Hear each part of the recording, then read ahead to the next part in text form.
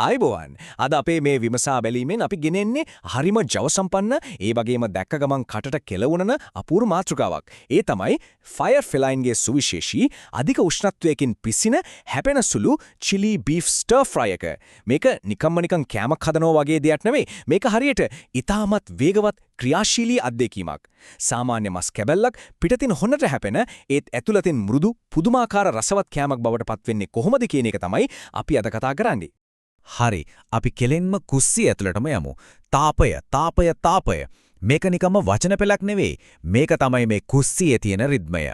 මේ සුප්‍රසිද්ධ වෙස් මුහුණ එහෙමත් නැත්නම් මැස්කොට්ගේ ජනප්‍රිය මන්ත්‍රය ඇහෙනකොටම අපිට දැනෙන්නේ මාරම වේගවත් ශබ්ද නගන පිසීමේ ක්‍රියාවලියක් පටන් ගන්නවා කියන එකයි. ඒ ශබ්දය ඇහෙනකොටම මේ ඊළඟට වෙන්න යන දේ ගැන පුදුමාකාර උද්‍යෝගයක් ඉබේටම ඇති වෙනවා. ඉතින් මේකේ රහස මොකද්ද? සරලවම කිව්වොත් විශාල ගින්නක් වේගවත් බැදීමක්. මේක නිකම්බ කෑමක් උයනවට වඩා ටික ගැඹුරු විද්‍යාත්මක සූපශාස්ත්‍ර තාක්ෂණයක්. මේ අධික උෂ්ණත්වය නිසා මස් කැබැල්ලේ පිටත ෂණිකව බෙදිලා ඇතුලේ තියෙන යුෂ්ටික එළියට යන එක වළක්වනවා. ඒ නිසා තමයි ඇතුළත ඒ මෘදු බව ඒ විදියටම ඉතුරු වෙන්නේ. පරිපූර්ණ කෑමක් හදන්න මේ ක්‍රමය මේ තරම්ම වැදගත් වෙන්නේ අන්නේ නිසයි. අන්න ඒ වගේ පුදුමාකාර ශක්තියක් මේ ක්‍රියාවලියට මුසු වෙනවා. මේ කෙටි ප්‍රකාශනින් නියෝජනය කරන්නේ ඒ අති විශාල උද්‍යෝගයයි. ඇත්තටම කුස්සියේ මේ දෙවන්ත සටන පටන් ගන්න කලින් සූපවේදියාගේ සම්පූර්ණ අවධානයයි ශක්තියයි මේ මොහොතේදී උපරිමයෙන්ම තියෙන්න ඕනේ. හරි අපි බලමු මේ ක්‍රියාවලිය හරියටම වෙන්නේ කොහොමද කියලා. මේක ප්‍රධාන පියවර 4කින් සමන්විතයි. මුලින්ම මස් ඉතා තුනි තීරුවලට කපා ගන්නවා. ඊට පස්සේ ඒකේ කෝන්ෆ්ලා සහ කුළුබඩු තුනි තට්ටුවක් දවටනවා. තුන්වෙනි පියවර තමයි අධික රසණයක් තියෙන දිලිස්සෙන තෙල්වල මේක වේගයෙන් බැදගන්න එක. අවසාන වශයෙන් සුවඳ දෙන ද්‍රව්‍ය සහ රසවත් සෝස් එකතු කරලා මේක අවසන් කරනවා. පිහියන් කරන මූලික වැඩේ ඉදන් අවසානයේ දක්වාම මේ සැලැස්ම හරියටම ක්‍රියාත්මක වෙන්න ඕනේ. මේකෙදි තියෙන වැදගත්ම දේ තමයි ගින්නට දාන්න කලින් මේ හැමදේම අතිශයින්ම නිවැරදිව සූදානම් කරලා තියෙන්න ඕනේ. මස් තුනීව කපන්නේ ඇයි? එතකොටයි ඒක ක්ෂණිකව පිසෙන්නේ. අර කෝන්ෆ්ලෝ තට්ටුව හරියට ආරක්ෂිත ආවරණයක් වගේ ක්‍රියා කරලා මස් කැබැල්ල ආරක්ෂා කරනවා. ඒ වගේම කුළුබඩු වලින් මේ මූලික රසයන් මස් කැබැල්ල ඇතුළෙම හිර කරගන්නවා. පෑන් එකට දාන්න කලින් මේ සූදානම හරියටම තිබ්බොත් විතරයි අපිට අර නියම ප්‍රතිඵලය ලබා ගන්න පුරුවන් වෙන්නේ.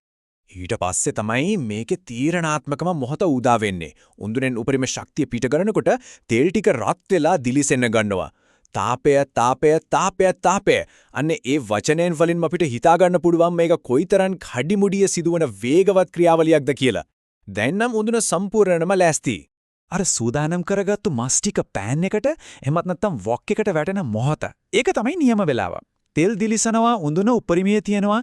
හැබැයි වැදගත්ම දේ තමයි මස් ටික තෙලට වැටෙනු ගමන් ඇහෙන අර දැඩි ආක්‍රමණශීලී සද්දේ. ඒකෙන් තමයි මේ විශාල ගින්න හරියටම ක්‍රියාත්මක වෙනවා කියලා තහවුරු වෙන්නේ. අනිත් එක මේ වෙලාවට අමුද්‍රව්‍ය එක දිගටම චලනය කරන එක අනිවාර්යයි. ඒ නිසා නොනවත්වාම වේගයෙන් කලවම් කරන්නම ඕනේ. අන්න ඒ වෙලාවට තමයි සූපවේදියාගේ ඇස් ඉස්සරහම මේ පුදුමාකාර මැජික් එක වෙන්නේ. මස් කැබලි ටික ලස්සන රන්වන් පාටකට හැරිලා අර හැපෙන සුළු ගතියට පත් වෙනවා දකින්නකොට යේ කියලා නිකම්ම කියවෙනවා. ඒක ඇත්තටම දැක්කත් හිතට මාරම තෘප්තියක් ගෙන දෙන මොහොතක්. දැන් අපි ඉන්නේ මේ ක්‍රියාවලියේ අවසාන තත්පර කිහිපේ. එකපාරටම සුවඳවත් අමුද්‍රව්‍යයි දීප්තිමත් රතු පාට මිරිස් කරලුයි එකතු වෙලා මේකට නියව සරක් එකතු කරනවා. ඒ එකම කාමරය පුරාම මාරම සුවඳක් පැතිරෙන්න ගන්නවා. අවසානයේට රසවත් සෝස් ටිකකුත් එකතු කරලා වේගෙන් අන්තිම පාරටත් කලවම් කළාම හැම මස් කැබැල්ලක්ම ලස්සනට දිලිස්සෙන ඇලෙන සුළු ග්ලේස් එකකින් වැහෙනවා. අර සුවඳ ද්‍රව්‍ය ටික ඒ දැඩි ගින්නත් එක්ක ගැටෙනකොට එනේ රිද්මයානුකූල ශබ්ද මුළු කුස්සියම හරියට එකම නාද රටාවකට ගෙනෙනවා. මේක නිකම්ම කෑමක් හදන්නවට වඩා හරියට නියම සංගීතමය අත්දැකීමක් වගේ. දැන් බලන්න මේ අවසන් ප්‍රතිඵලය. මේක පුදුම සහගතයි නේද? එක පැත්තකින් බලනකොට පිටත ආවරණය ඒක ඊටමත් හැපෙන සුළුයි සැරයි ඒ වගේම ඇලෙන සුළු චිලි රසයකින් යුක්තයි. හැබැයි අනිත් පැත්තෙන් ඒ මස් කැබැල්ලේ ඇතුළත කොයිතරම් මෘදුවට යුෂ පෙරලා තියනවද කියලා අපිට පේනවා. මේ අධික උෂ්ණත්වයේ පිසීමේ ක්‍රමේ නියම සාර්ථකත්වයේ තියෙන්නේ මේ වයනයන් දෙකේ තියෙන අපුරු සංකලනය මතයි. ඉතින් මේ හරියටම සමබර වුණු වයනය සහ රසය දිවට දැනෙනකොට දැනෙන ඒ නියම සංවේදී තෘප්තිය කියන මේ වචන දෙකෙන් උපරිමයටම ප්‍රකාශ වෙනවා. මේක තමයි ඕනෑම කෙනෙක් මේ ක්‍රමවේදය හරහා බලාපොරොත්තු වෙන ඉහළම සාර්ථකත්වය. අපි මේ විමසා බැලීමේ අවසානයට ඇවිත් ඉන්නේ. අවසන් වශයෙන් මේ ගැනත් පොඩ්ඩක් හිතලා බලන්න.